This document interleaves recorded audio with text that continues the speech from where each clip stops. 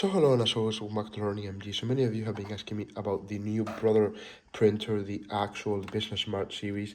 I think it's pretty much amazing. So as you can see, you open it up here, you've got a scanner, you've got a great printer. The toners are right here, which as you can see, they are pretty big with the black being the cartridge, the main cartridge, and in general, it works pretty much wonders. I think it's one of the best printers currently in the segment market of the actual Brother printers, and I would strongly recommend that you give it a try because the bang for the buck is really amazing. I mean, you get the actual benefits of a Brother, which is quality, it's pure quality, with the actual optimization of not having to change the cartridge constantly, and I think that's just top notch. Okay, now as always, I strongly recommend that you try it out. You go to a shop and try it out before you actually buy it, and see if the actual prices of the actual toners are worth your while. And as always, if you've got any questions, just leave it down here in the comments below, and thank you very much for watching.